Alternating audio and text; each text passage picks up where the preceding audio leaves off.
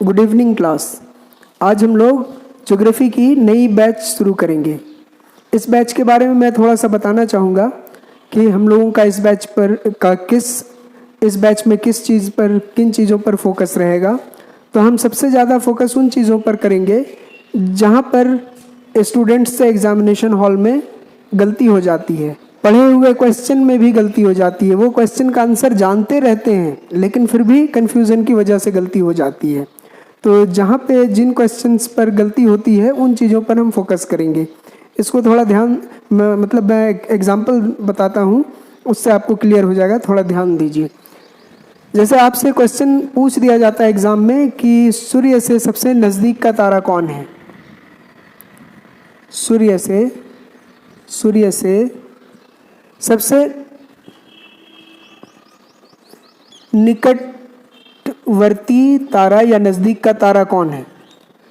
तो आप लोग सबको पता होगा सूर्य से सबसे नज़दीक का तारा पता है ना आपको। क्या इसका नाम है? Proxima Centauri. ये सूरज से सबसे नज़दीक का तारा है। सूर्य से सबसे नज़दीक का तारा का क्या नाम है? Proxima Centauri. आप लोग जानते हैं ना। ठीक, एक और है सूर्य से सबसे नज़दीकी तारा प्रणाली। सबसे निकटवर्ती तारा प्रणाली। ये दो क्वेश्चन हम लोग देख रहे हैं। ये सबसे निकटवर्ती तारा प्रणाली क्या है? तो तारा प्रणाली है अल्फा सेंचुरी। अल्फा सेंचुरी, ये अल्फा ऐसे अल्फा सेंचुरी। ठीक है। तो ये दो क्वेश्चन आपका एग्ज़ाम में मान लीजिए आता है, या दोनों में से कोई एक क्वेश्चन आता है। आप दोनों का आंसर जान रहे होते हैं लेकिन फिर भी कभी कभी गलती हो जाती है। क्यों? क्योंकि आप यहाँ पे पढ़ते हैं सबसे नज़दीकी सबसे निकटवर्ती तारा, वो आप याद कर लेते हैं प्रॉक्सिमा सेंचुरी। इतना दूर तक तो ठीक है। फिर कहीं पर आप ये भी पढ़े हुए होते हैं कि सूर्य से सबसे नज़दीकी या निकटवर्ती, लेकिन वो था तारा प्रणाली। आप पढ़ते समय ध्यान नहीं देते कि सबसे नज़दीकी तारा प्रणाली लिखा हुआ था। याद तो आप कर लेते हैं सबसे निकटवर्ती तारा प्रणाली अल्फा सेंचुरी, याद भी हो गया, लेकिन इतना ज़्यादा इस पर फोकस नहीं कर पाए कि यहाँ पे तारा लिखा है या तारा प्रणाली लिखा है। इसलिए जब आप एग्ज़ाम में जाते हैं और ये क्वेश्चन आ जाता है तारा वाला, सबसे निकटवर्ती तारा सूर्य से, तो आप कंफ्यूज कर जाते हैं क्योंकि आप कभी ये भी पढ़े रहते हैं कभी ये भी पढ़े रहते हैं, लेकिन ये ध्यान में नहीं रहता कि यहाँ पे तारा प्रणाली था। अब इस कंफ्यूजन की वजह से आप इसको टिक करें, इसको करें, इसको सोच में पड़ जाते हैं और दोनों ही आपका पढ़ा हुआ है और दोनों ही लगता है निकटवर्ती है। तो आप, और निकटवर्ती है भी, देखिए ये भी निकटवर्ती है, ये भी निकटवर्ती है। तो इस चक्कर में आप गड़बड़ा करके कभी कभी सबसे निकटवर्ती तारा पूछा तो आप इसको मार के चले आ जाते हैं आंसर में, निकटवर्ती तारा प्रणाली। अब क्या है कि आप जानते हुए में ये गलत हो गया, आप पढ़े हुए थे। अगर थोड़ा सा आप पढ़ते समय ध्यान दे दिए रहते कि यहाँ तारा प्रणाली लिखा हुआ है तो आपका ये क्वेश्चन गलत होने से बच जाता। ये तो हुआ कि आप पढ़ते समय ध्यान नहीं दिए। और कई बार क्या होता है कि आप पढ़ते समय ध्यान देते हैं, अच्छी तरह से ध्यान देते हैं और आप पढ़ भी लेते हैं कि निकटवर्ती तारा प्रॉक्सिमा सेंचुरी है और तारा प्रणाली निकटवर्ती अल्फा सेंचुरी है। ये भी आप पढ़ लिए रहते हैं कि ये दोनों अच्छा से आपको याद है, लेकिन एग्ज़ाम में क्या होता है ना, कभी कभी आप हड़बड़ में हो जाते हैं। अब हड़बड़ की वजह से आप यहाँ तारा प्रणाली लिखा है या तारा लिखा है ध्यान नहीं दे पाते। सूर्य से सबसे निकटवर्ती तारा इतना पढ़े और आगे देख नहीं पाए कि उधर तारा प्रणाली था या क्या था। और अगर क्वेश्चन ये तारा प्रणाली आया हुआ है तो आप इसको टिक लगा देते हैं। कई बार ये क्वेश्चन भी आ सकता है कि सबसे निकटवर्ती तारा, आप ध्यान नहीं दिए तारा पढ़ने में और तारा प्रणाली में टिक लगा दिए। तो ये मिलता जुलता होने की वजह से इसमें अक्सर बच्चे या स्टूडेंट्स गलती कर जाते हैं। वैसे भी एग्ज़ाम का थोड़ा सा प्रेशर रहता है, टाइमिंग का भी प्रेशर रहता है कि टाइम बचाना है, तो गलती हो जाती है। लेकिन अगर आप थोड़ा फोकस करेंगे तो इन सब गलतियों से बच सकते हैं। और ज्योग्राफी में तो स्पेशली इस तरह के बहुत सारे क्वेश्चन आते हैं जिनमें कन्फ्यूज़न हो, सारे सब्जेक्ट में है लेकिन इसमें भी है। एक और इसी तरह का कन्फ्यूज़न वाला जगह देखते हैं क्या है तो एक क्वेश्चन है आपका, सबसे बड़ा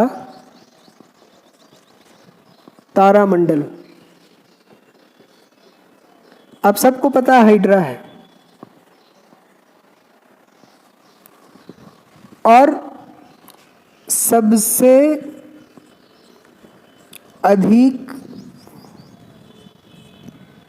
तारे वाला तारामंडल, ये क्वेश्चन दूसरा है। तो सबसे अधिक तारे वाला तारामंडल सेंटोरस। ये दोनों आपको याद भी रहता है, अभी भी याद होगा, लेकिन गलती क्यों हो जाती है कि सबसे बड़ा तारामंडल हाइड्रा है, ये सब जान रहे हैं, और सबसे अधिक तारे वाला तारामंडल ये सेंटोरस है, ये भी आप लोग जान रहे हैं। लेकिन गलती बच्चों लड़कों से इसलिए हो जाती है स्टूडेंट्स से एग्जामिनेशन हॉल में, क्योंकि वो ये भी जानते हैं कि इसमें 94 तारे हैं और हाइड्रा में कम से कम 64 तारे हैं।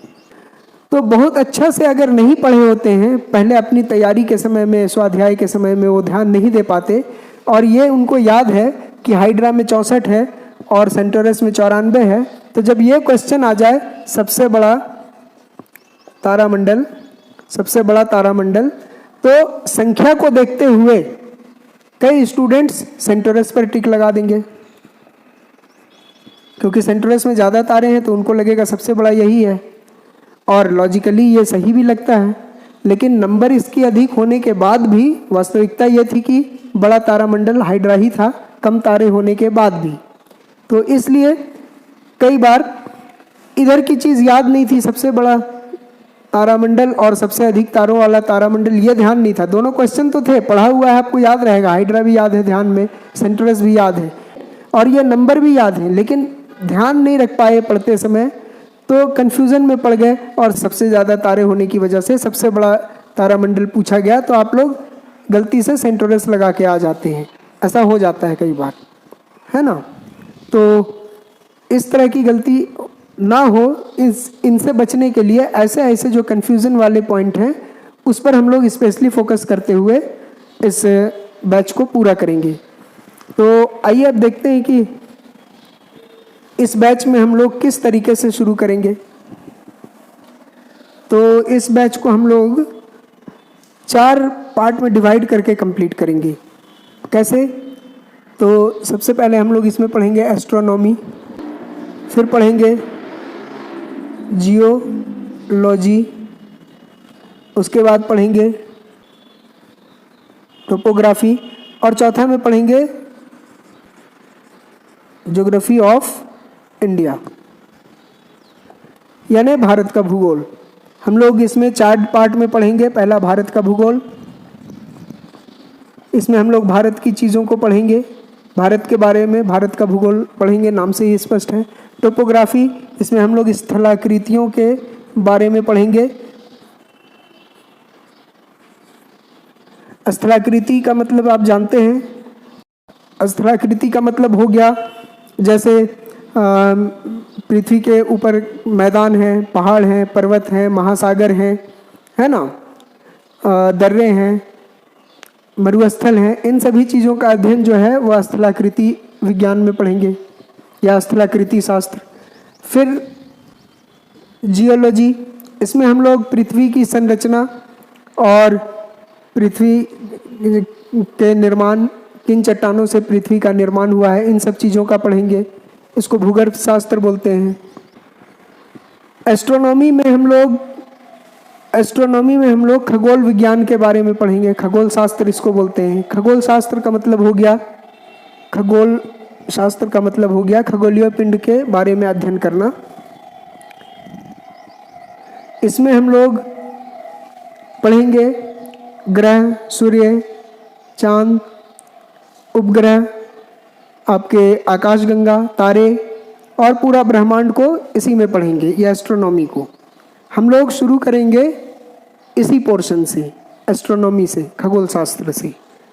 तो चूंकि हम लोग ज्योग्राफी पढ़ने जा रहे हैं तो ज्योग्राफी का परिभाषा तो हम नहीं लिखेंगे क्योंकि अलग अलग विद्वानों ने बहुत सारी परिभाषाएं दी हैं, वो सभी आपको पता है। लेकिन फिर भी एक थोड़ा सा चीज़ आपको बताना चाहेंगे कि ज्योग्राफी किन दो शब्दों से मिलकर बना है। ज्योग्राफी तो जियो प्लस इन दो शब्दों से मिलकर जियोग्राफोस,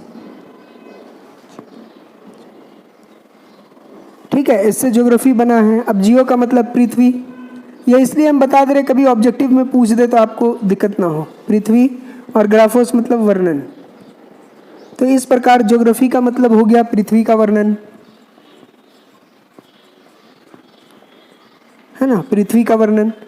आपसे ये पूछ सकता है कभी किसी एग्जाम में कि ज्योग्राफी शब्द जो भूगोल शब्द है, इस भूगोल शब्द की को सबसे पहले किसने प्रयोग किया? भूगोल शब्द का प्रयोग सबसे पहले किसने किया?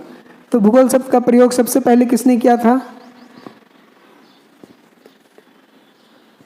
इरेटोस्थनीज। इरेटोस्थनीज पढ़ रहे हैं ना आप लोग, ये टा है, इरेटोस्थनीज। इसने भूगोल शब्द का सबसे पहले प्रयोग किया था। इसी को भूगोल का पितामह भी बोलते हैं, का पितामह, यानी ग्रैंडफादर ऑफ ज्योग्राफी ये बोलते हैं।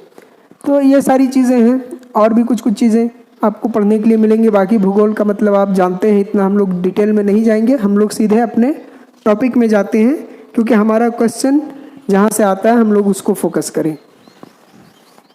इसको हम मिटा दें। तो एस्ट्रोनॉमी, एस्ट्रोनॉमी में हम लोग सबसे पहले ब्रह्मांड के बारे में पढ़ेंगे।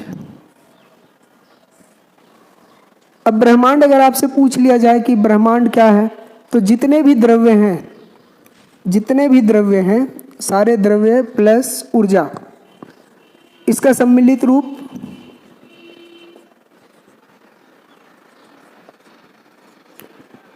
जितने भी द्रव्यमान और ऊर्जा हैं, इसका सम्मिलित रूप ब्रह्मांड कहलाता है। ठीक है, इसको आप ऐसे भी कह सकते हैं कि जितने भी चीज़ हम देखते हैं, आकाशीय पिंड जो भी हैं, चाहे वो आकाश में हो, धरती, पृथ्वी हो, सूर्य, ग्रह, उपग्रह, ये सारी चीज़ों से मिल करके, यानी छोटी से छोटी चीज़, सूक्ष्म से सूक्ष्म कण और बड़ा से बड़ा पिंड, ये सारा सम्मिलित रूप से ब्रह्मांड कहलाता है। सूक्ष्मतम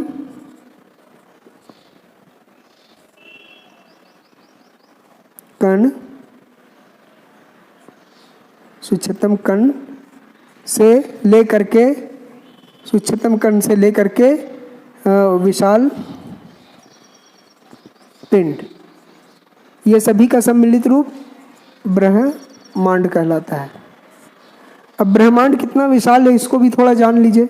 तो ब्रह्मांड की विशालता के बारे में हम संख्या में पहले लिख देते हैं 10⁸ प्रकाश वर्ष, ये ब्रह्मांड की विशालता है। विशालता मतलब कितना बड़ा है ब्रह्मांड। तो 10⁸ प्रकाश वर्ष का मतलब हुआ प्रकाश, 10⁸ का मतलब होता है 10 करोड़, और प्रकाश वर्ष है, तो 10 करोड़ प्रकाश वर्ष ये ब्रह्मांड का विस्तार है, या आकार बोलिए, विस्तार बोलिए, फैलाव बोलिए। तो 10⁸ प्रकाश वर्ष ब्रह्मांड का विस्तार है। 10⁸ का मतलब 10 करोड़, तो 10 करोड़ वर्ष प्रकाश का, 10 करोड़ प्रकाश वर्ष ब्रह्मांड का विस्तार है या फैलाव है। अब 10 करोड़ प्रकाश वर्ष का मतलब क्या समझे? तो पहले प्रकाश वर्ष जानना होगा। तो एक प्रकाश वर्ष का मतलब होता है, एक प्रकाश वर्ष का मतलब होता है प्रकाश के द्वारा एक साल में तय की गई दूरी, यानी प्रकाश एक साल चले तो जितना दूरी तय करेगा उसी दूरी को हम लोग एक प्रकाश वर्ष बोलते हैं। ठीक है, तो एक प्रकाश वर्ष का मतलब हुआ एक साल में प्रकाश जितनी दूरी गया, तो 2 साल में जितनी दूरी जाएगा उसको 2 प्रकाश वर्ष बोलेंगे। 100 साल में जितना दूरी जाएगा उसको 100 प्रकाश वर्ष बोलेंगे। 1000 साल में जितना दूरी जाएगा उसको 1000 प्रकाश वर्ष बोलेंगे। 10,000 साल में जितना जाएगा उसको 10,000 प्रकाश वर्ष। 1 करोड़ साल में प्रकाश जितना दूर जाएगा उसको 1 करोड़ प्रकाश वर्ष। तो यहाँ 10 करोड़ प्रकाश वर्ष दिया है, मतलब 10 करोड़ प्रकाश वर्ष में प्रकाश जितनी दूर गया या जाएगा या चलता है, प्रकाश के द्वारा 10 करोड़ वर्ष में तय की गई दूरी जितनी है उसी को 10 करोड़ प्रकाश वर्ष बोलेंगे। ये ब्रह्मांड का विस्तार है। अब आप सोचेंगे प्रकाश की चाल कितनी है, तो प्रकाश की चाल है 10 to the power 3 into 10 to the power 8 metre प्रति सेकेंड। और अगर किलोमीटर में बात करेंगे तो 3 into 10 to the power 5 kilometre प्रति सेकेंड। इसका मतलब क्या हुआ, 10 टू द पावर 5 का मतलब लाख होता है, तो कितना लाख हो गया, 3 लाख।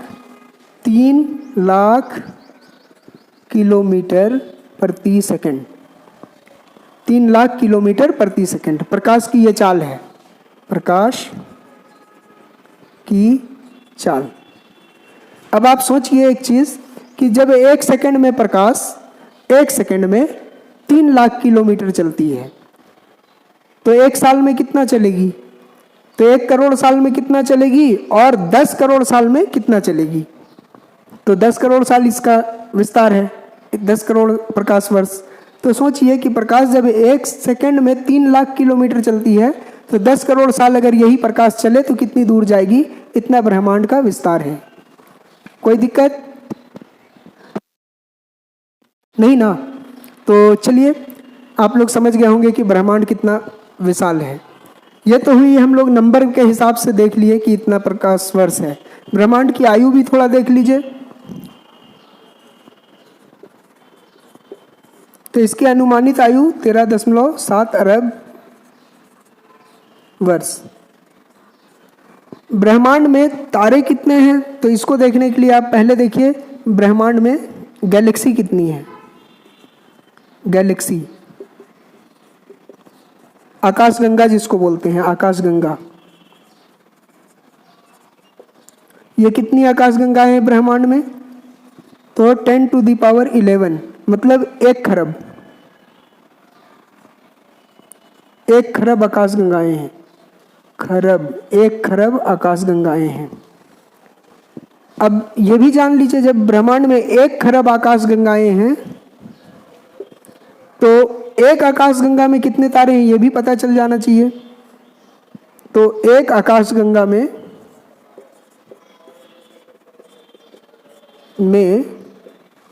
कितने तारे हुए ये पता है, तारे ये भी है 10 टू द पावर 11 यानी 1 अरब।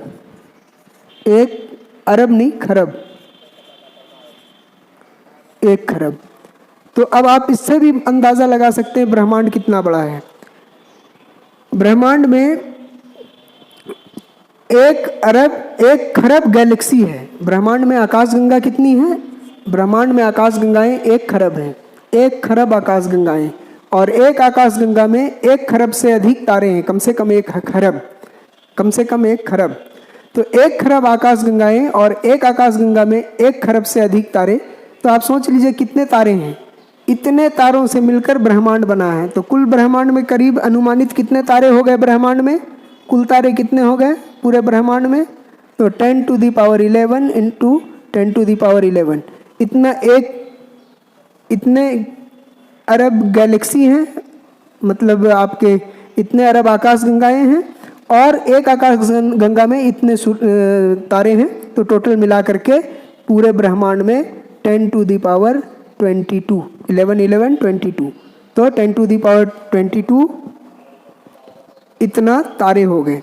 ये कितना हो गया, 1 खरब खरब तारे, यानी बहुत असंख्य है। इससे आप समझ सकते हैं इन तारों की संख्या से कि ये ब्रह्मांड कितना बड़ा है। थोड़ा सा एक ये तो ऐसे समझ गए आप लोग तारों की संख्या के हिसाब से। इसको आप लोग नोट कर लीजिए, स्क्रीनशॉट ले लीजिए, फिर मिटाते हैं।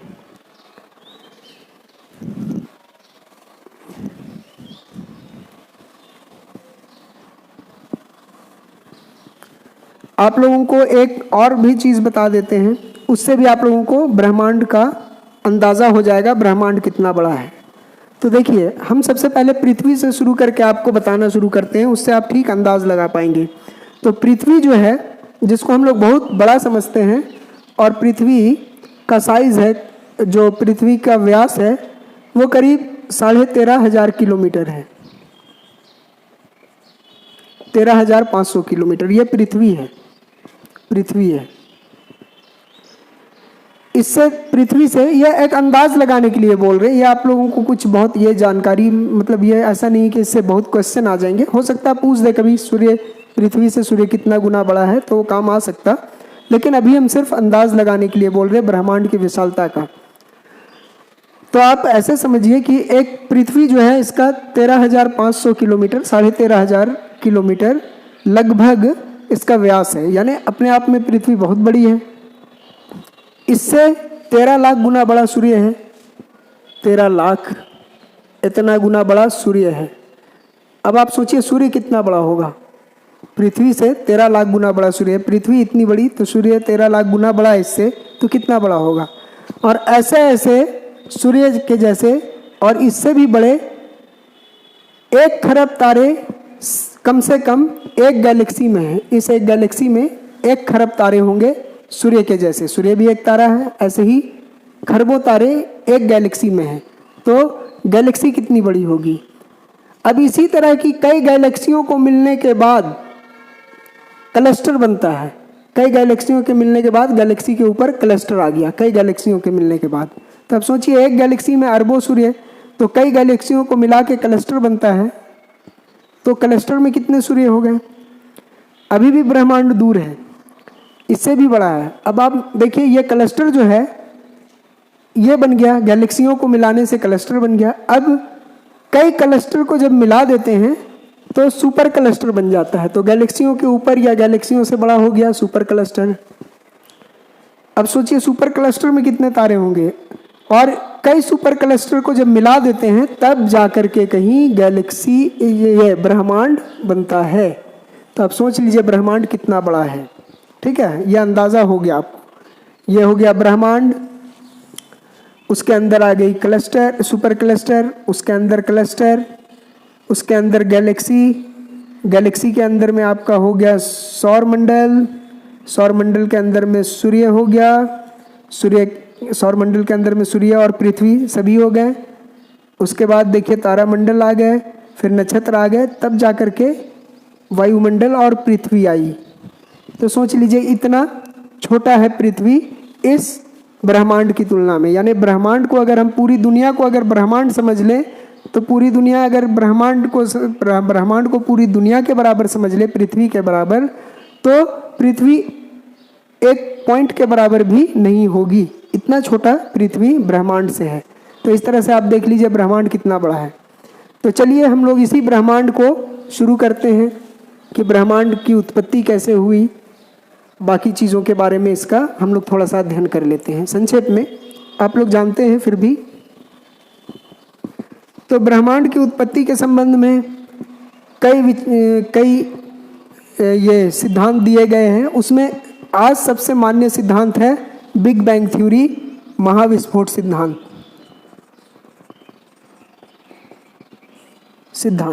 ठीक है, यानी ब्रह्मांड की उत्पत्ति के बारे में कई सिद्धांत दिए हुए हैं। तो ब्रह्मांड की उत्पत्ति कैसे हुई, तो इस उत्पत्ति के कई सिद्धांत दिए हुए हैं। उसमें सबसे मान्य सिद्धांत महाविस्फोट का सिद्धांत है। महाविस्फोट का सिद्धांत आप लोग सब जानते हैं कि महाविस्फोट का सिद्धांत है। अच्छा, इसमें एक दो चीज़ पहले बता देते हैं, उसके बाद इसको पूरा अच्छा से बताएंगे क्या है। इस सिद्धांत को दिया किसने था, तो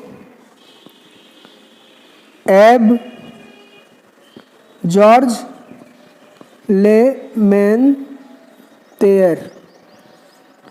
इसको दिया था जॉर्ज एब लेमेंतेयर ने।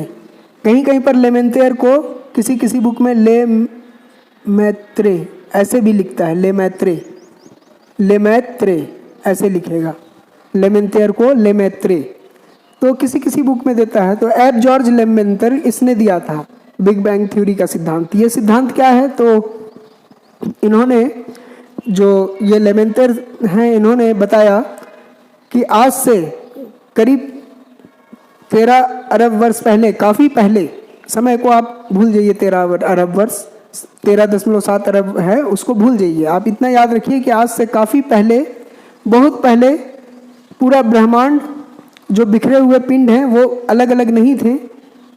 सूर्य, आकाशगंगाएं जितनी हैं ये सभी अलग अलग नहीं थे। सारी आकाशगंगाएं ये सभी, या जितने सूर्य हैं, जितने मतलब सूर्य मतलब तारे, जितने तारे हैं वो सभी अलग अलग आज के जैसा नहीं थे। वो एक ही जगह पे घनीभूत थे, एक ही छोटे से गोलक के रूप में थे। ये बिग बैंग थ्योरी हम लोग पढ़ रहे हैं। बिग बैंग थ्योरी क्या बोलता है, लेमेंटियर्स जी ने बताया। ये पादरी थे, बेल्जियम के पादरी थे। ये बेल्जियम के पादरी थे। इन्होंने क्या बताया कि जो ब्रह्मांड है आज से बहुत पहले बिखरा हुआ इस तरह से नहीं था अलग अलग कई अरबों खरबों तारों में, बल्कि एक ही जगह केंद्रित था, एक ही गोलक के रूप में, छोटे गोलक के रूप में। इसको एकाकी परमाणु भी बोलते हैं, एकाकी परमाणु। तो ये ब्रह्मांड कैसा था, एक परमाणु के रूप में था, एक ही एकाकी परमाणु के रूप में, एक छोटे गोलक के रूप में था। ठीक है। अब ये इतना छोटा था और ये सारे जो जितने आप देख रहे हैं आकाश में तारे, अगर इनको एक जगह समेट दिया जाए तो क्या होगा। आज एक तारा यहाँ है, यहाँ है, यहाँ है, यहाँ यहाँ ऐसे है। ये पूरा ब्रह्मांड है, यहाँ यहाँ ऐसे तारे बिखरे हुए हैं। अगर इनको समेट दिया जाए तो क्या होगा। ये खरबों तारे, खरबों खरब तारे जो हैं इनको समेट दिया जाए, ये दूर दूर है, इनके बीच में खाली जगह है, ये गैप खत्म हो जाएगा। अगर ब्रह्मांड को सिकोड़ दिया जाए, अगर मान लीजिए ये ब्रह्मांड है, इसको हम छोटा करने लगे तो क्या होगा। ये अगर इसका घेरा छोटा होकर इतना छोटा कर दें तो ये तारे जो दूर दूर हैं ये नज़दीक नज़दीक हो जाएंगे, है ना, बहुत नज़दीक हो जाएंगे। अगर और सिकोड़ दें तो और नज़दीक हो जाएंगे, और एकदम सिकोड़ते जाएं तो क्या है, एकदम एक दूसरे में समाहित हो जाएंगे, यानी पूरे सट जाएंगे। तो पहले ऐसा ही था। बिग बैंग से पहले, बिग बैंग की घटना से पहले, महाविस्फोट से पहले पूरा ब्रह्मांड ऐसा ही था। जो बिखरे हुए हैं वो बिखरे नहीं थे, सभी एक जगह थे। और एक जगह होने के कारण इसका आयतन, आयतन मतलब आकार क्या है, जब सारे को ब्रह्मांड को अगर एक जगह कर देंगे तो जो इसका आकार, अभी हम लोग पढ़े ब्रह्मांड बहुत चौड़ा बहुत विशाल है, पढ़े ना अभी कि काफ़ी बड़ा है, इतना बड़ा कि हम कल्पना नहीं कर सकते। तो ये इतना बड़ा से अगर हम इसको समेट दें तो छोटा जब हो जाएगा तो इसका आयतन कम हो जाएगा, आकार कम हो जाएगा अगर हम इसको समेटने लगे। तो यही से ही ये पूरा सिमटा हुआ था, तो इसका आयतन बहुत ही कम था। आयतन, आयतन मतलब आकार बोल सकते हैं, साइज छोटा था, बिल्कुल छोटा था। और इतना छोटा होने की वजह से इसका द्रव्यमान बहुत ही अधिक था। जितना द्रव्यमान अभी बिखरा हुआ है सभी तारों के रूप में, वो सारा का सारा द्रव्यमान एक ही जगह केंद्रित था इस छोटे से गोलक में। तो इतना द्रव्यमान जब इस पे था तो इसका द्रव्यमान क्या हो गया, द्रव्यमान बहुत ही अधिक हो गया। द्रव्यमान क्या हो गया इसका, द्रव्यमान, आयतन तो बहुत कम है। आयतन क्या था, आयतन कम था, बहुत ही कम था, छोटा था इसका आयतन, आकार बहुत छोटा था। लेकिन इसका द्रव्यमान, द्रव्यमान क्या था, बहुत अधिक, द्रव्यमान बहुत अधिक, अनंत, अनंत क्या था, अनंत था। छोटा होने के कारण किसी चीज को अगर आप छोटा करेंगे तो उसका घनत्व बढ़ जाएगा ना, यानी घना होने लगेगा और उसका साइज छोटा होने लगेगा। तो द्रव्यमान इसका बहुत ज्यादा हो गया, पूरा सारा द्रव्य एक ही जगह आ गए तो द्रव्यमान बढ़ गया, और सभी एक जगह आ गए तो इसका घनत्व भी बहुत ज्यादा बढ़ गया। तो इसका घनत्व भी क्या हो गया, अनंत हो गया, अनंत, अनंत हो गया। अब ये घनत्व मतलब घना होना, घना होना समझते हैं ना। जैसे एक बोरा लीजिए, एक थैली लीजिए, उसमें आटा को भरिए। आटा भरने के बाद जब थैली भर जाएगा उसको अगर ऐसे ऐसे ठोकेंगे और उसको बैठाएंगे तो फिर से थैली में कुछ जगह खाली बच जाएगा जिसमें और आटा डाल सकते हैं। तो इससे क्या पता चला कि पहले जो आटा डाले थे तो वो उतना घना नहीं था, जब उसको ठोके तो उसमें घना हो गया, उसमें बीच में कुछ गैप था, ठोकने के बाद वो गैप भर गया। तो घना उसी को बोलते हैं कि उसका बीच का गैप खत्म हो जाए। जितना गैप खत्म कर देंगे, जितना घना होगा उतना गैप कम होगा। तो जाहिर सी बात है कि अगर इसका द्रव्यमान बहुत ज़्यादा था तो वो सट सट के होगा बिल्कुल। अब इतना तारा है, ये द्रव्यमान एक ही जगह केंद्रित हो जाए तो पूरा सटा हुआ होगा। तो जब पूरा सटा हुआ होगा तो उसका घनत्व तो बढ़ जाएगा, बहुत घना हो जाएगा, सघन हो गया। सभी दूर दूर जो थे वो एक ही जगह थे पहले, अभी दूर दूर है, उस समय पहले एक ही जगह थे, तो बहुत ही घना हो गया। तो इसलिए इसका घनत्व क्या हो गया, अनंत हो गया। अब आप लोग ये जानते हैं कि जब घनत्व बढ़ता है एक ही जगह तो ताप भी बढ़ने लगेगा। जब अगर किसी चीज़ को दबाव डालेंगे, पूरा एक जगह करेंगे, आप लोग पढ़े होंगे फिजिक्स में ये पढ़ने का है कि अगर किसी चीज़ को गैसों में भी अगर प्रेशर दिया जाता है, खूब दबाव दिया जाता है तो उनका ताप बढ़ने लगता है। ये आप लोग पढ़े हैं, नहीं पढ़े हैं तो जान लीजिए। यदि दबाव अगर किसी चीज़ में दिया जाए तो उसका तापमान बढ़ने लगता है। आप हथौड़ी से किसी चीज़ को ठोकते हैं तो गर्म हो जाता है, ठोकने से, हथौड़ी से लोहा को ठोकिए गर्म हो जाए। क्यों? क्योंकि उसमें उसको ठोकते हैं तो उसका घनत्व बढ़ता है, वो सिकुड़ता है, इसलिए उसका ताप बढ़ जाता है। तो इसी तरह से इसका द्रव्यमान अनंत हो गया, जिससे घनत्व भी अनंत हो गया, और घनत्व अनंत हो गया, घनत्व बहुत बढ़ गया। तो घनत्व बढ़ने से जैसे ठोकते ठोकते घनत्व बढ़ा देते हैं ठोक के लोहा का, तो वो गर्म हो जाता है। उसी तरह से इसका घनत्व बढ़ा तो ये भी गर्म होने लगा, और इसका भी ताप जो है, तापमान अनंत हो गया। ठीक है, अनंत। अब इसका तापमान भी अनंत हो गया। अब इसके चलते क्या हुआ, तापमान अनंत हो गया तो अब इसमें एनर्जी जनरेट हो गई, एनर्जी आ गई, इसमें बहुत ज़्यादा ऊर्जा हो गई। अब ये ऊर्जा मुक्त होना चाहेगा। जब इसमें ऊर्जा आ गई तो ये मुक्त होना चाहेगा। तो एक ऐसा समय आया तापमान बढ़ते बढ़ते और घनत्व बढ़ते बढ़ते कि ये अचानक इसमें विस्फोट हो गया। किसमें? इस गोले में। यानी जो आज ब्रह्मांड है वो पहले गोलक के रूप में जो था, एकाकी गोलक, छोटे गोले के रूप में, उस गोलक का तापमान और घनत्व इतना बढ़ गया, इतना बढ़ गया कि उसमें विस्फोट हो गया। और इसी विस्फोट की घटना को हम लोग बिग बैंग बोलते हैं, महाविस्फोट। अब इस विस्फोट से क्या हुआ, ये विस्फोट हो गया जब ये जैसे ही तापमान बढ़ा, यहाँ पे बना देते हैं, ये गोलक है, तापमान बहुत बढ़ा, अचानक से इसमें विस्फोट हो गया। कुछ टुकड़े इधर बिखर गए, इधर बिखर गए, इधर। अब इसमें जितने भी पदार्थ थे, इसका घनत्व जो बहुत था वो अचानक से बिखर गया, और ये सारे इसमें इधर इधर छिटक करके बिखर गए। बहुत सारे पिंड बिखर गए, और जैसे ही ये बिखरा हुआ, इसी घटना को, ये विस्फोट हुआ, इसी घटना को महाविस्फोट सिद्धांत कहते हैं। ठीक है, या बिग बैंग थ्योरी मतलब इसी घटना को महाविस्फोट कहते हैं, और इसी घटना मतलब थ्योरी को महाविस्फोट सिद्धांत कहते हैं। ठीक है, यानी इस घटना को बिग बैंग बोलते हैं। जो इसमें विस्फोट हुआ, इसी घटना को बिग बैंग बोलते हैं। और ये जो थ्योरी है, इसी घटना से जो थ्योरी बनी उसी को बिग बैंग थ्योरी कहते हैं। ठीक है, इसी थ्योरी को लेमेंतेर ने समझाया था। तो इतना तो आप सभी जानते ही हैं, अगर नहीं जानते थे तो जान गए। अब इसमें कुछ खास चीज़ समझने वाली चीज़ है जो आप याद रखिए कि जैसे ही बिग बैंग शुरू हुआ, उससे पहले कुछ चीज़ें नहीं थी, और बिग बैंग के साथ ही कुछ चीज़ें बनी। जैसे ही बिग बैंग शुरू हुआ, 3 चीज़ों का जन्म हुआ। किन 3 चीज़ों का जन्म हुआ? तो बिग बैंग से पहले, बिग बैंग जो घटना घटी उससे पहले ये गोला था। बिग बैंग से पहले ये गोला जब तक था तब तक समय नहीं था। कैसे? इसको आप समझिए। जैसे बिग बैंग हुआ, एक गोला इधर, टुकड़ा इधर बिखर गया, कुछ इधर बिखर गया, कुछ इधर बिखर गया। ठीक है, ऐसे कुछ इधर भी बिखर गया। तो आप समझिए कि समय का जन्म कैसे हुआ। तो पहले देखिए, बिग बैंग से पहले समय नहीं था, बिग बैंग से समय का जन्म हुआ। दूसरा जन्म किसका हुआ? स्थान का। अभी हम समझाएंगे कैसे कैसे स्थान का जन्म हुआ। और तीसरा पदार्थ का जन्म हुआ, मैटर का। ठीक है, ये मैटर क्या है? Fundamental particle. कैसे पदार्थ? Fundamental particle. ठीक है, मौलिक पदार्थ, मौलिक पदार्थ, इनका जन्म हुआ, फंडामेंटल पार्टिकल। ठीक है, तो अब हम समझाते हैं कि समय का कैसे इसमें जन्म हुआ।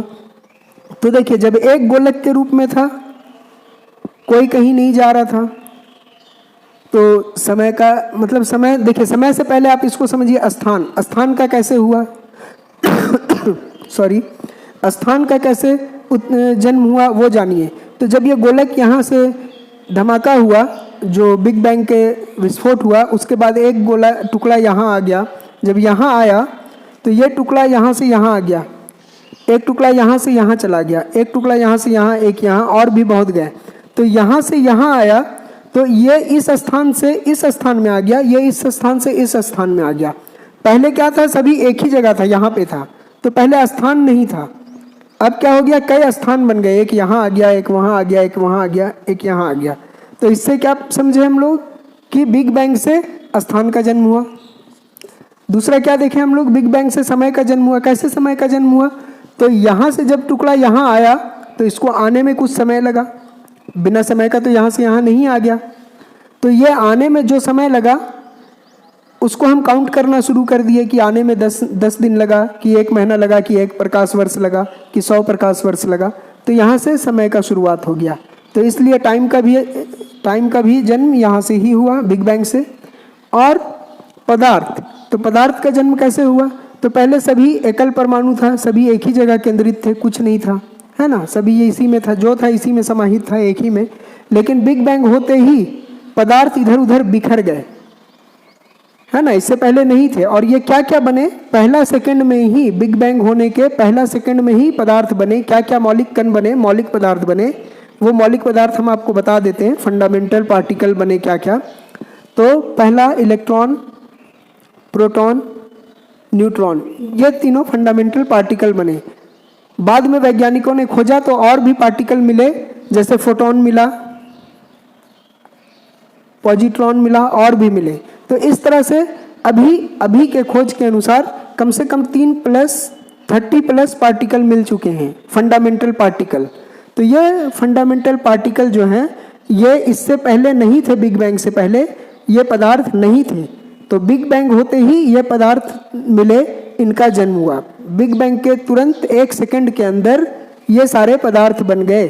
तो इससे पहले ये पदार्थ या मैटर जो थे, मौलिक कण, फंडामेंटल पार्टिकल, वो नहीं थे, वो बन गए।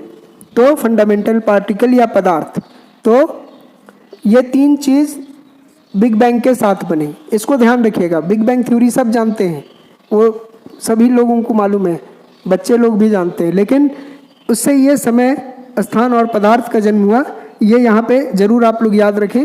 कभी पूछ सकता है कि बिग बैंग की घटना के बाद किन चीज़ों का निर्माण हुआ या किन चीज़ों का जन्म हुआ, तो आप ये बताएंगे, ठीक है। और फिर बाद में इन्हीं चीज़ों से हाइड्रोजन गैस वगैरह बनने शुरू हो गए, हाइड्रोजन के अणु बन गए, ठीक है, हाइड्रोजन के परमाणु वगैरह बनने लगे, हाइड्रोजन गैस का जन्म यहीं से हो गया फिर। तो इस तरह से पदार्थ बने। तो बिग बैंग यही है, आप लोग इसके बारे में जान गए अच्छी तरह से। अब उम्मीद करते हैं आप लोग नहीं भूलेंगे। ये याद रखिएगा कि बिग बैंग के साथ ही इन 3 चीज़ों का पता चला कि ये क्या क्या मतलब 3 चीज़ों का जन्म हुआ जो नहीं थे बिग बैंग से पहले। ये ध्यान में रखिएगा, समय, स्थान और पदार्थ, ये 3 चीज़ बिग बैंग से पहले नहीं थे, बिग बैंग के बाद बने। तो ये हो गया बिग बैंग। अब आप थोड़ा सा ब्रह्मांड के बारे में ये जान लें कि ब्रह्मांड के बारे में क्या सोच रही शुरू से। तो आप सभी जानते हैं कि इंसान जो है, मनुष्य, हमेशा से सोचने वाला रहा है और नई नई खोज करने वाला रहा है।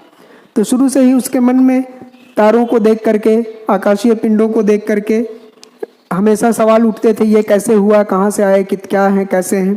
तो इन सभी चीज़ों को सोचा जाता था। तो ब्रह्मांड के बारे में भी बहुत कल्पना की जाती थी और इसी से ब्रह्मांड के बारे में लोगों का सोच हमेशा बदलता रहा जैसे जैसे लोगों को जानकारी हुई। तो ब्रह्मांड के बारे में सबसे पहला सोच था कि ब्रह्मांड का जो केंद्र है वो पृथ्वी है। यानी ब्रह्मांड के केंद्र के बारे में क्या क्या दृष्टिकोण थे वो देख लीजिए। सबसे पहला दृष्टिकोण था ब्रह्मांड के केंद्र का, वो भूकेंद्रित या भूकेंद्रीय। दूसरा था सौर केंद्रीय, सौर या सूर्य केंद्रीय। तीसरा भी सौर केंद्रीय ही था, लेकिन बाद में एक नई खोज हुई 20वीं शताब्दी में, तो ये भी गलत हो गया। ये तो पहले ही गलत हो चुका था। ये दोनों सिद्धांत यानी सौर केंद्रीय ये भी गलत हो गए। कैसे और क्या थे ये देखिए। ये भूकेंद्रीय सिद्धांत क्या था कि पृथ्वी जो है, पृथ्वी, ये जो पृथ्वी है यही ब्रह्मांड के केंद्र में है। भूकेंद्रीय सिद्धांत क्या था कि पृथ्वी जो है वो ब्रह्मांड के केंद्र में है, यानी ब्रह्मांड में जितने भी है सूर्य हैं और जितने भी ग्रह और सभी हैं तारे वगैरह, सारे सूर्य का पृथ्वी का चक्कर लगा रहे हैं, सभी पृथ्वी का चक्कर लगा रहे, पूरा ब्रह्मांड पृथ्वी का चक्कर लगा रहा, ब्रह्मांड के केंद्र में सूर्य है। ये जो भूकेंद्रीय सिद्धांत था कि पृथ्वी की ही चक्कर सभी ग्रह और आकाशीय पिंड यहाँ तक कि सूरज भी लगाता है, ये जो भूकेंद्रीय सिद्धांत था इसको दिया किसने था? तो टॉलमी, क्लॉडियस टॉलमी। ये रोम यूनानी खगोलविद थे, रोम यूनानी खगोलविद क्लॉडियस टॉलमी, इन्होंने ही दिया था। और सबसे बड़ी बात यह है कि इन्होंने जो सिद्धांत दिया था उसमें यह भी बताया कि सूरज भी इसी पृथ्वी का चक्कर लगाता है, जिसके कारण दिन और रात होते हैं। जो दिन और रात होते हैं क्यों होते हैं? तो टॉलमी के अनुसार सूरज पृथ्वी का चक्कर लगा रहा है, उसी के कारण दिन और रात होते हैं। तो इसने कहा सूरज ही पृथ्वी का चक्कर लगाता है और पृथ्वी ही पूरे ब्रह्मांड का केंद्र है। लगभग आश्चर्य की बात है कि इस बात को लगभग 1400 साल तक, इसने कब दिया था? ये 140 ईस्वी के लगभग इसने बताया था इस बात को। टॉलमी ने 140 ईस्वी के लगभग इस बात को बताया था, 140 ईस्वी के लगभग बताया था कि पृथ्वी केंद्र में है ब्रह्मांड के। 140 वर्ष पूर्व, 140 ईस्वी, 140 वर्ष पूर्व नहीं, 140 ईस्वी में बताया था, यानी लगभग आज से 1900 साल पहले। और लोगों ने करीब करीब इसके बताने के बाद 1400 साल 1500 साल तक इसकी बात को सही माना, लेकिन उसके बाद 15वीं 16वीं शताब्दी यानी आज से करीब 500-600 साल पहले आए ये कोपरनिकस आए, जिन्होंने कहा कि नहीं, ये जो सिद्धांत टॉलमी का है कि पृथ्वी केंद्र में है और सूर्य चक्कर लगा रहा है पृथ्वी का, ये गलत है। कोपरनिकस ने क्या कहा कि नहीं ये गलत है। तो फिर क्या सही है? तो उसने कहा कोपरनिकस ने कि सूर्य जो है वो ब्रह्मांड के केंद्र में है और सूर्य की ही चक्कर सभी ग्रह लगा रहे हैं, पृथ्वी भी सूर्य का चक्कर लगा रही। तो पहले टॉलमी का क्या था कि भूकेंद्रीय सिद्धांत है, पृथ्वी केंद्र में है पूरे ब्रह्मांड के, और कोपरनिकस ने कहा नहीं, पृथ्वी नहीं है, पृथ्वी तो खुद सूर्य का चक्कर लगा रही है और ब्रह्मांड के केंद्र में सूर्य है। सूर्य की चक्कर पृथ्वी के साथ साथ पूरा ब्रह्मांड सूर्य का ही चक्कर लगा रहा है और ब्रह्मांड के केंद्र में सूर्य है। तो ये मान लिया गया लगभग 14वीं 15वीं शताब्दी के लगभग में। फिर एक और खगोलविद आए, एक और वैज्ञानिक खगोलविद आए जिनका नाम था केपलर। उन्होंने भी इसी बात को माना जिस बात को कोपरनिकस ने कहा कि सूर्य केंद्र में है और सभी ग्रह इसकी चक्कर लगा रहे हैं। यही बात केपलर ने भी कहा कि सूर्य ही केंद्र में है ब्रह्मांड के। ब्रह्मांड के केंद्र में कौन है? सूर्य है। और इसने भी यही माना कि पृथ्वी भी इसी का चक्कर लगा रही है। तो फर्क क्या था दोनों में? ये भी वही बात बोल रही, ये भी वही बात बोल रही। तो दोनों में फर्क यही था कि ये जो कोपरनिकस थे उन्होंने कहा था वृत्तीय कक्षा में चक्कर लगा रहे, जो ग्रह हैं सूर्य का चक्कर वृत्तीय कक्षा में यानी बिल्कुल गोलाकार लगा रहे हैं, गोल, जैसे प्रकाल से आप या कंपास या प्रकाल से गोल बनाते हैं वैसा गोलाकार पथ में, ये कोपरनिकस बोला था।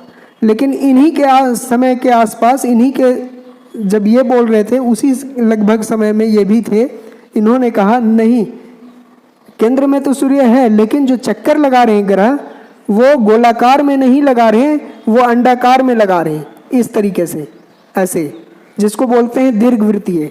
तो इन्होंने कहा केपलर ने कि जो ग्रह चक्कर लगा रहे हैं सूर्य का वो वृत्ताकार नहीं बल्कि अंडाकार पथ पर लगा रहे हैं, जिसको हम लोग बोलते हैं दीर्घवृत्तीय पथ। तो दीर्घवृत्तीय पथ पर लगा रहे हैं, इन्होंने केपलर महोदय ने बताया। तो दोनों का एक ही चीज था, दोनों का क्या था? केपलर और इनका दोनों का क्या था? सौर केंद्रित ही था, दोनों का सौर केंद्रित सिद्धांत ही था, सूर्य केंद्रित सिद्धांत।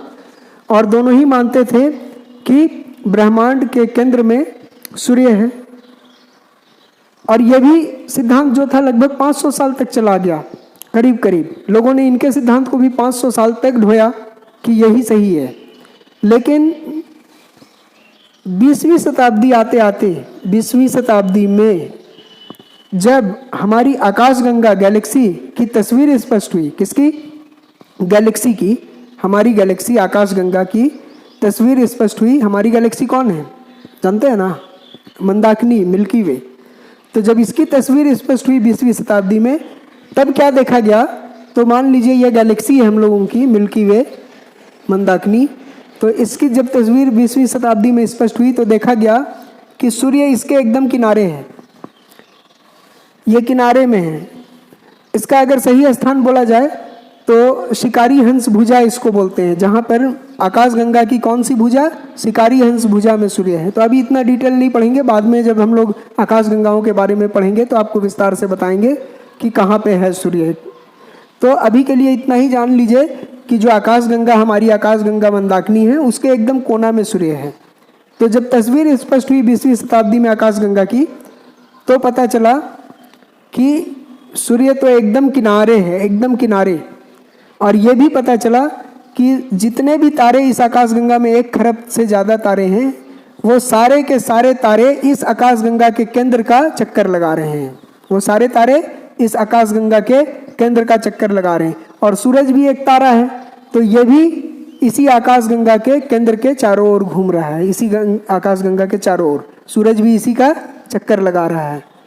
ठीक है, तब ये क्लियर हो गया कि ये तो अपनी गैलेक्सी के भी केंद्र में नहीं है, केंद्र में तो कुछ और है। तो फिर ये तो केंद्र में सूरज है ही नहीं। तो फिर सौर केंद्रित या सूर्य केंद्रीय सिद्धांत भी गलत मान लिया गया 20वीं शताब्दी में। और ये स्पष्ट हो गया कि सूर्य ब्रह्मांड के केंद्र में नहीं है, ब्रह्मांड का विस्तार बहुत ज़्यादा है जो अकल्पनीय है, सूरज इसका केंद्र नहीं है। तो सूरज का ब्रह्मांड के केंद्र में होने का गौरव भी खत्म हो गया। तो अब थोड़ा सा यहाँ पर जब बात आई है कि सूरज इसका चक्कर लगाता है गैलेक्सी का, तो ये देख लेते हैं कि सूरज कितने दिन में ये चक्कर लगाता है। तो सूरज को एक चक्कर इस गैलेक्सी का लगाने में करीब करीब 22.5 करोड़ से 25 करोड़ वर्ष लगते हैं। सोच लीजिए, सूरज को इस गैलेक्सी का, अपनी गैलेक्सी का एक परिक्रमा पूरा करने में 22.5 से 25 करोड़ वर्ष लगते हैं। आप लोग सोच रहे होंगे इतना लंबा समय लग रहा, 25 करोड़ साल, सूरज की गति तब बहुत धीमी होगी। लेकिन ऐसा नहीं है, सूरज बहुत ज़्यादा गति से घूम रहा है। आप लोग सुन के हैरत में पड़ जाएंगे। सूरज 1 सेकंड में 251 किलोमीटर प्रति सेकंड, 1 सेकंड में 251 किलोमीटर, 251 किलोमीटर प्रति सेकंड की गति से घूम रहा है। यानी सूरज परिक्रमा जो कर रहा है, इसकी गति 1 सेकंड में यहाँ से यहाँ 251 किलोमीटर आगे बढ़ जाता है। इतना तेजी से ये बढ़ रहा है, फिर भी इसको 25 करोड़ साल के लगभग लग जाते हैं। तो आप समझ लीजिए कि गैलेक्सी बहुत ही बड़ी है, इसीलिए 25 करोड़ साल लग रहा, सूरज धीरे नहीं चल रहा। और एक चीज़ यहाँ है जानने के लिए, आपसे पूछ देगा कॉस्मिक ईयर किसे कहते हैं? कॉस्मिक ईयर,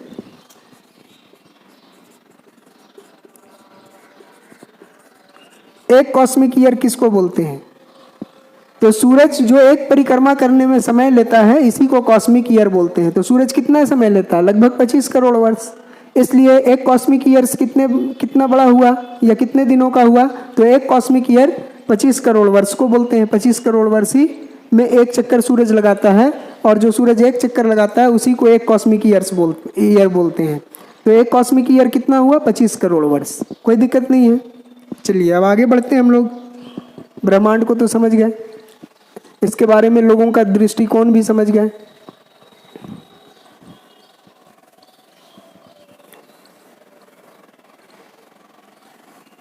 एक चीज आपको सुनने के लिए मिलता होगा कि ब्रह्मांड का विस्तार हो रहा है। ब्रह्मांड जो था, बिग बैंग हुआ तो पदार्थ बिखर गए। बिग बैंग हुआ तो पदार्थ यहाँ से बिखर करके यहाँ आ गए। तो ऐसा थोड़ी है कि यहाँ रुक गया, इसके बाद अभी भी ये पदार्थ आगे बढ़ रहा है, आगे बढ़ रहा है, ये बढ़ता जा रहा है। तो ये पता चला कि ब्रह्मांड जो है ये लगातार विस्तार कर रहा है। ब्रह्मांड का लगातार विस्तार होता जा रहा है, ये पता चला। तो कैसे पता चला? तो एक वैज्ञानिक थे, खगोलविद, खगोल वैज्ञानिक, उनका नाम था एडविन हबल।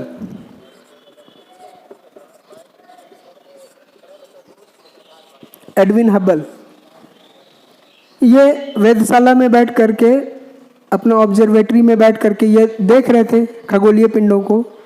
तो इनकी नज़र एक आकाशगंगा पर पड़ी। तो इन्होंने क्या पाया कि जो आकाशगंगा थी वो हमसे दूर जा रही थी। हम लोग यहाँ पृथ्वी में, ये हबल साहब बैठे हुए हैं, पृथ्वी की आकाशगंगा गैलेक्सी मंदाकिनी है, तो ये हम लोग मंदाकिनी में रहते हैं। मंदाकिनी के अंदर ही सौरमंडल और उसके अंदर पृथ्वी है। तो यहाँ से इन्होंने देखा कि एक गैलेक्सी हमसे दूर जा रही है। तो इनको विश्वास नहीं हुआ, तो इन्होंने अच्छा से ध्यान दिया और दोबारा से देखा। तो वास्तव में इन्होंने क्या देखा कि गैलेक्सी एक दूसरे से दूर हो रही हैं, एक दूसरे से इनके बीच की दूरी बढ़ रही है। तो पता चला कि ब्रह्मांड में जब गैलेक्सी एक दूसरे से दूर हो रही है और इन गैलेक्सियों से मिलकर ही ये ब्रह्मांड है, इसके अंदर बहुत सारी गैलेक्सी हैं, इन सभी गैलेक्सियों से मिलकर ही ब्रह्मांड बना है।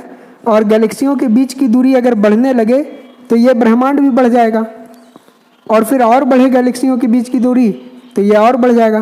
तो लगातार गैलेक्सियों के बीच की दूरी बढ़ रही है, तो ब्रह्मांड भी लगातार बढ़ रहा है। तो ये किसने बोला? एडविन हबल ने। तो हबल को एक्चुअली में हुआ क्या कि ये जब ऑब्जर्वेशन कर रहे थे, तो एक फिजिक्स में एक नियम है, उसको बोलते हैं रेड शिफ्ट। वास्तव में वो डॉपलर इफेक्ट है, डॉपलर प्रभाव बोलते हैं, डॉपलर प्रभाव, डॉपलर प्रभाव, डॉपलर इफेक्ट। इसी में एक डॉपलर इफेक्ट का ही एक नियम है रेड शिफ्ट। रेड शिफ्ट, और रेड शिफ्ट को हिंदी में बोलते हैं लाल विस्थापन। तो ये लाल विस्थापन क्या है?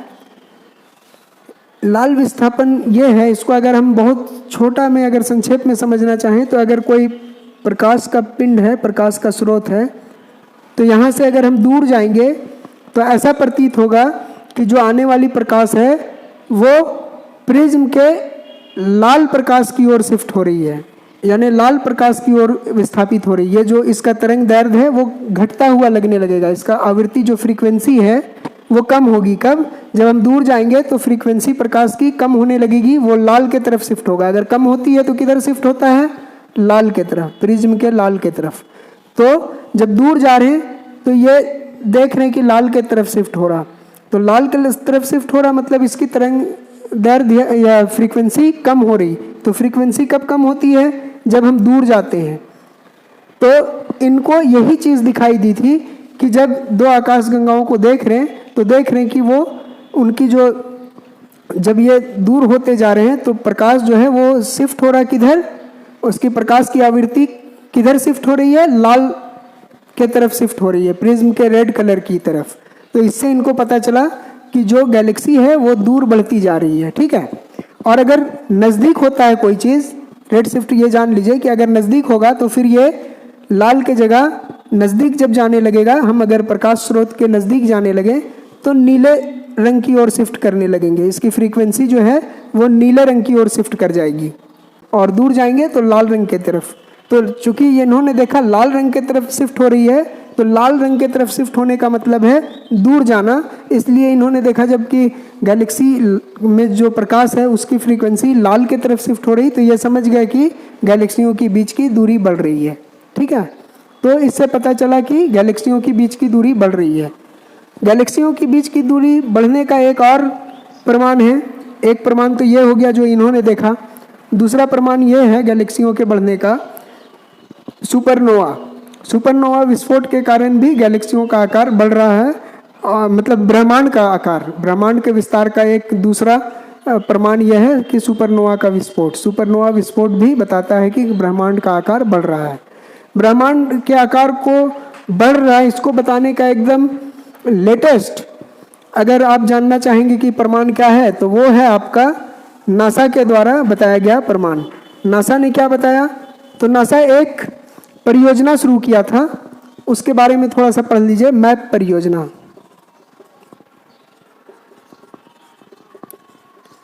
मैप परियोजना, मैप परियोजना, मैप क्या है? मैप एक खोजी उपग्रह है। मैप क्या है? मैप एक खोजी उपग्रह है, खोजी उपग्रह। मैप क्या है? एक खोजी उपग्रह है। तो नासा एक मैप परियोजना शुरू किया था जिसमें इसने एक खोजी उपग्रह अंतरिक्ष में भेजा। मैप का फुल फॉर्म होता है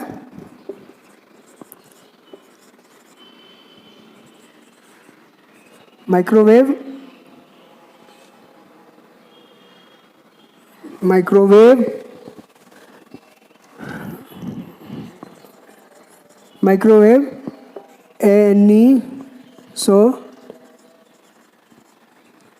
एनिसोट्रॉपी प्रोब। मैप का full form microwave anisotropy probe. तो नासा ने इस परियोजना को शुरू किया। कब शुरू किया? मैप परियोजना को जून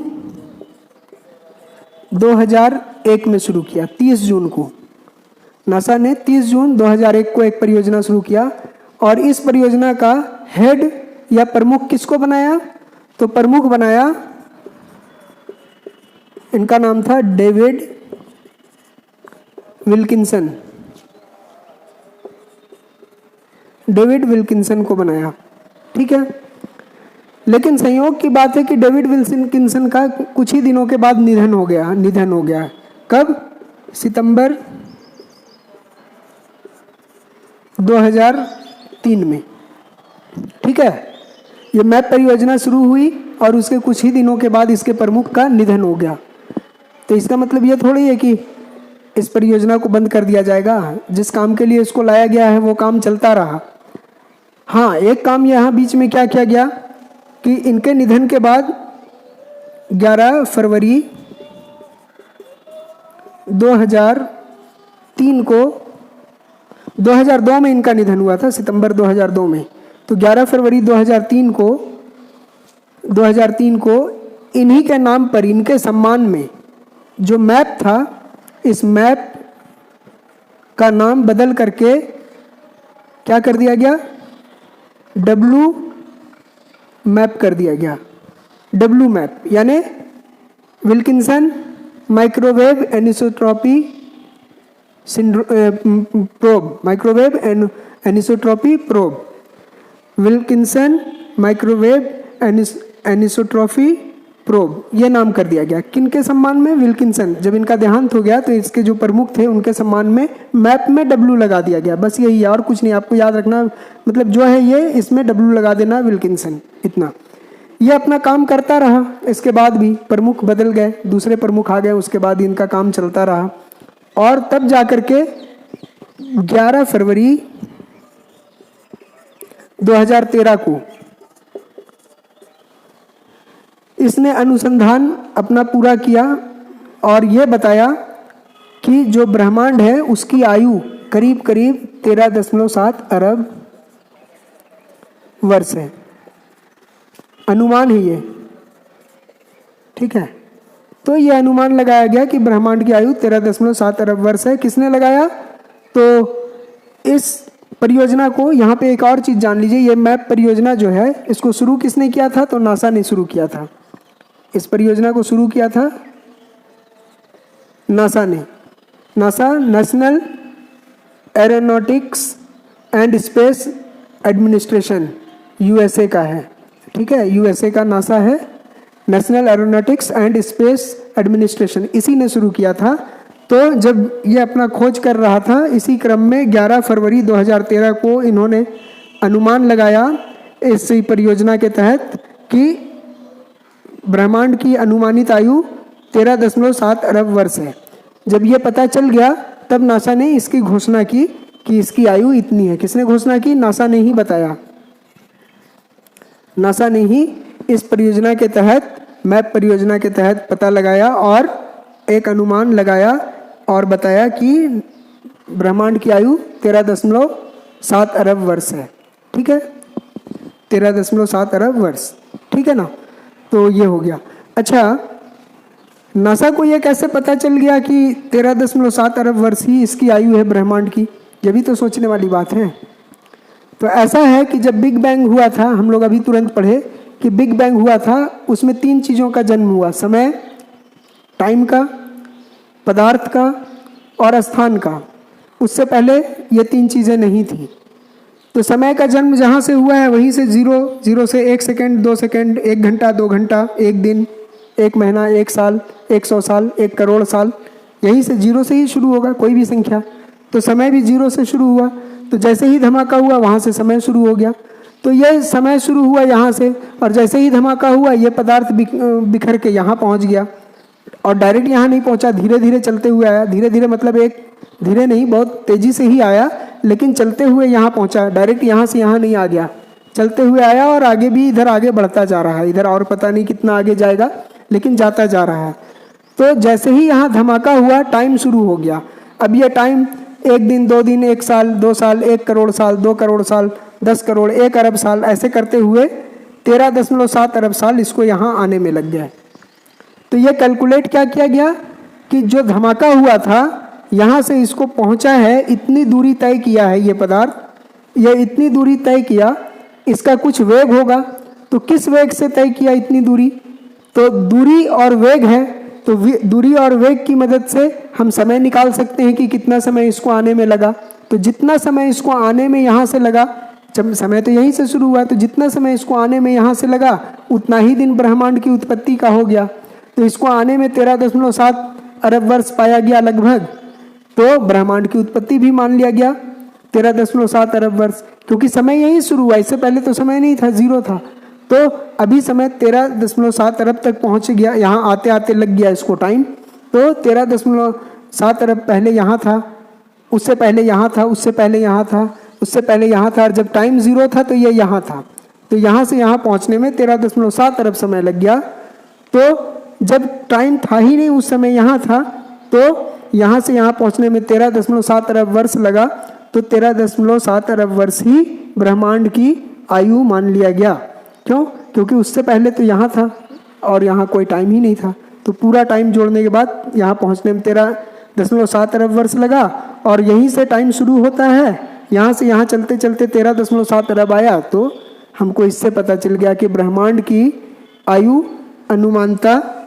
अनुमानित आयु लगभग 13.7 अरब वर्ष है। यह अनुमानित है, 15 अरब भी हो सकता, 17 अरब भी हो सकता, लेकिन जो भी है कैलकुलेशन में इसी तरह से जोड़ करके कैलकुलेट करके बताया गया कि ब्रह्मांड की आयु इतनी है ना। तो ये हम लोग देख लिए। तो लगभग हम लोगों का ब्रह्मांड पूरा हो गया। अब इससे हम लोग ब्रह्मांड की चीज़ों को पढ़ेंगे आगे के चैप्टर में। तो इसके बाद हम लोग आकाशगंगाओं को पढ़ेंगे, उसके बाद गैलेक्सियों को पढ़ने के बाद, आकाशगंगाओं को पढ़ने के बाद फिर हम तारा के बारे में हम लोग पढ़ेंगे। तो आज के लिए इतना ही, नेक्स्ट हम लोग अगले क्लास में देखेंगे।